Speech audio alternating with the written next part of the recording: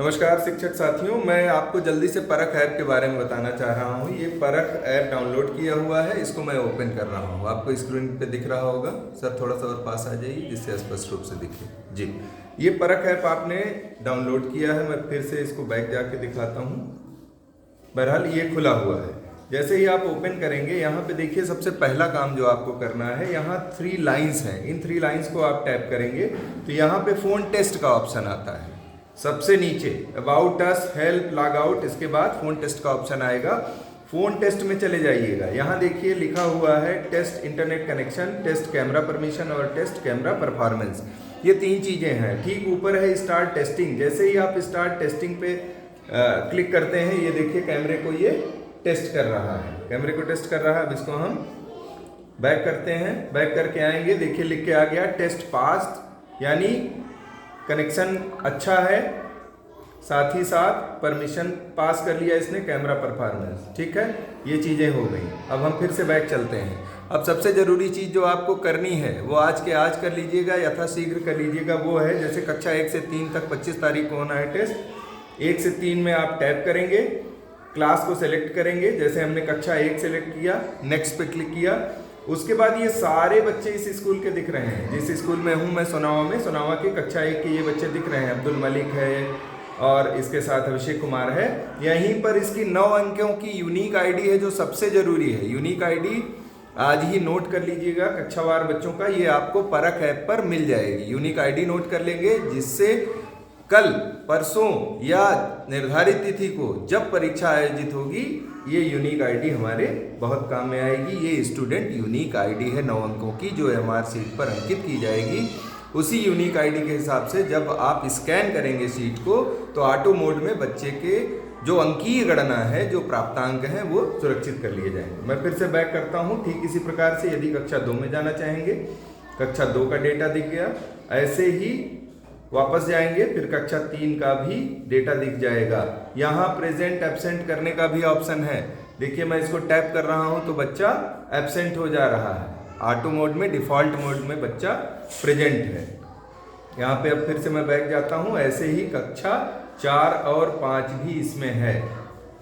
कक्षा 4-5 के बच्चों को भी हम देख सकते हैं, उनकी आईडी देख सकते हैं, उनको प्रेजेंट एब्सेंट भी हम लोग कर सकते हैं। इसके बाद फिर से वापस आ गए। यहाँ कुछ निर्देश दिए हुए हैं। निर्देश देख लीजिए, सारे निर्देश इसमें स्पष्ट हैं। तमाम साथी परेशान हैं, अंक कैसे लिखे जाएंगे, 4 कैसे लिखा जाएगा, 9 कैसे लिखा जाएगा, इस संदर्भित निर्देश यहाँ पर सारे दिए हुए हैं। ये देखिए इस निर्देश में है स्कैन करने के लिए कैसे स्कैन करेंगे। एमआर में स्कैन करने हैं तो अपने फ़ोन को हमेशा लैंडस्केप मोड में, ये होता है वर्टिकल मोड, ये होता है लैंडस्केप मोड, लैंडस्केप मोड में रखेंगे।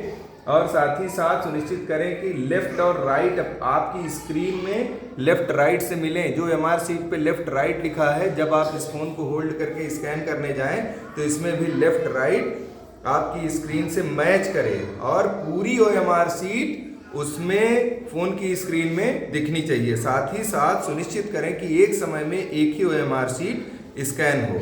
इसके बाद अगले निर्देश पे देखिए, कंफर्मिंग स्कैन डेटा। स्कैन करने के बाद जो बच्चे की आंसर ओएमआर शीट है, आंसर रीडिंग को एमआर सीट के साथ मिला लीजिए। अगर डाटा सही रीड नहीं हुआ हो तो डाटा को आप एडिट कर सकते हैं। मान लीजिए आपने स्कैन किया, बच्चे ने ज़्यादा परफॉर्म किया है, अच्छा परफॉर्म किया है, लेकिन स्कैन करने में त्रुटिवश उसमें गलत आ रहा है, तो आप मैनुअली भी उसको एडिट कर सकते हैं, री स्कैन कर सकते हैं। साथ ही साथ ओएमआर शीट दिखनी चाहिए। इसकी आपको पूरे निर्देश आप परख ऐप पर क्या स्कैनिंग की प्रक्रिया है, ये पूरे निर्देश आपको यहाँ मिल जाएंगे। यहाँ देखिए लिखा है कि स्कैन रिक्वेस्ट के माध्यम से स्कैन किए हुए डाटा को देखें। जो डाटा आपने स्कैन किया है उसकी यहाँ पे समरी है, डाटा डिलीशन का ऑप्शन है, और अपलोड डाटा से संतुष्ट होने के पश्चात ही आप सिंक डाटा करेंगे। एक बार आपने डेटा सिंक कर दिया तो फिर दोबारा आपको उसको एडिट करने का ऑप्शन नहीं है। ये सारे निर्देश हैं। स्कैनिंग की पूरी प्रक्रिया, कैसे कैसे स्कैन करना है, सारे निर्देश यहाँ पे हैं। डूज एंड डोंट्स भी हैं, क्या आपको करना है डूज, क्या आपको नहीं करना है डोंट्स।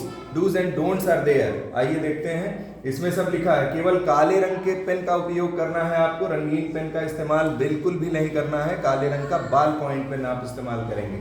इसके साथ ही साथ आकलन और स्कैनिंग के दौरान एक स्थिर प्लेटफॉर्म पर ओएमआर शीट को रखना है, स्थिर प्लेटफॉर्म हो जिससे स्कैनिंग में आसानी हो। ये देखिए गलत तरीका है कि आप पैर पे रख लिए और उसको ओएमआर शीट मुड़ी हुई है, चारों ब्लैक डॉट्स उसमें मैच नहीं हो रहे हैं।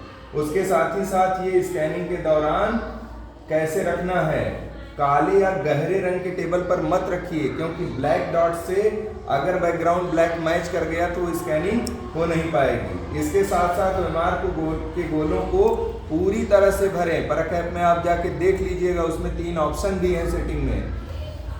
पूरी तरह से गहरे गोले काले होने चाहिए। इसके बाद यहाँ आ जाइए, केवल मानकीकृत संख्याएं लिखिए। मानकीकृत संख्याएं यहाँ लिखी हैं 0 1 2 3 4 5 6 8 9।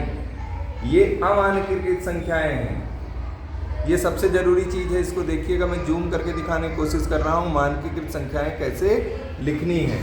इसके बाद अगले निर्देश पे, नुकसान या पंक्चर न करें, ओएमआर शीट को नुकसान या पंक्चर न करें। साथ ही साथ फोन को सीधे ओएमआर शीट के ऊपर रखें, तिरछा रखेंगे कुछ स्कैनिंग नहीं होगी, सीधे स्कैन करिएगा। और चारों कोनों पर दिए जो काले गोले हैं ढकने नहीं चाहिए कि आपने कोई रजिस्टर रख दिया, पेंसिल रख दिया, चारों ये डॉट्स जब तक नहीं दिखेंगे तब तक कोई स्कैनिंग अच्छी नहीं होगी। साथ ही साथ एक समय में एक ओएमआर शीट स्कैन करें। अच्छी रोशनी वाले कमरे में रखें, अंधेरे कमरे में मत रखिएगा, ब्लैक आएगा तो स्कैनिंग का प्रोसेस हो नहीं पाएगा। और कैमरे को ओएमआर शीट पर ठीक से फोकस करें, थोड़ी देर होल्ड करें, उसको फोकस करने दें, सेटल डाउन करने दें, जिससे अच्छे से स्कैनिंग हो जाए। साथ ही साथ ओएमआर शीट स्कैन की हुई हो, अन्यथा की स्थिति में पुनः स्कैन करें।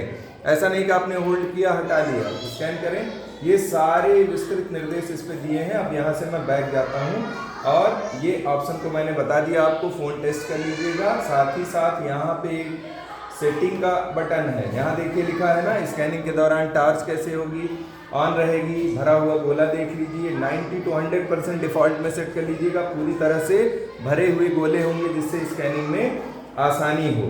ठीक है, ये सेटिंग में हम चले गए और ये सारी चीज़ें हमने बता दी।